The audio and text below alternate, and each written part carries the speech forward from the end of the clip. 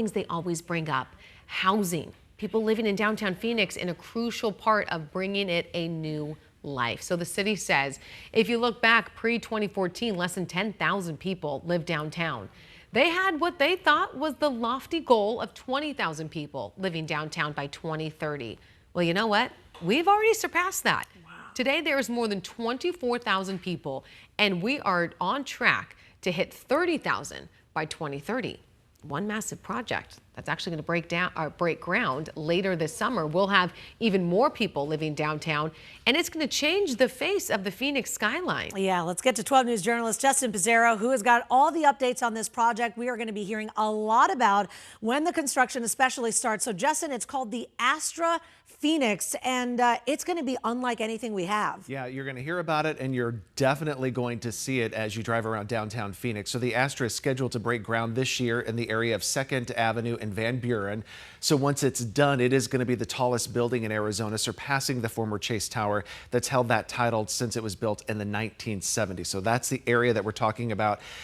Think Crescent Ballroom, the YMCA over there in that area. So take a look at some of the renderings, though. We got these from the city. It's impressive. This is going to change, like we said, the Phoenix skyline. The project is actually 2 towers. The tallest is going to be 44 stories, stretching up about 542 feet. Chase Tower, for perspective here, is 483 feet, so the Astra is going to be about 60 feet taller. The tallest tower is going to break ground later this summer. The 2nd tower is going to break ground a little bit later, but at some point they're actually both going to be under construction at the same time.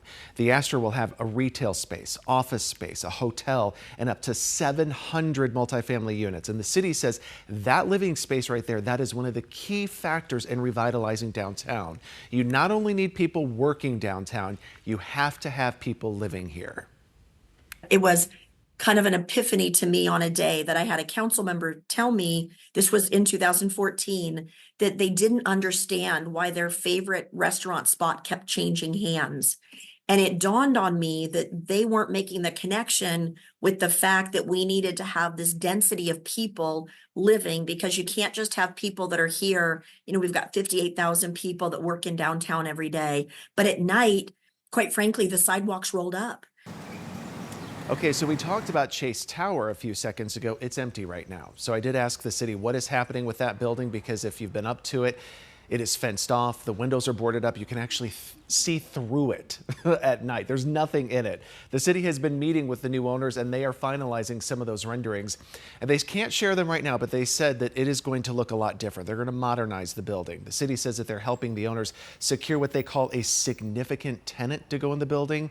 The tower is expected to be home to a hotel, office space, residential, and then ground floor retail, because right now it's kind of sunken at the bottom. It's like a moat, kind of what they consider it. They're going to bring that up, and the retail is actually going to go to the street. The city is expecting that movement on Chase Tower to happen in 2026.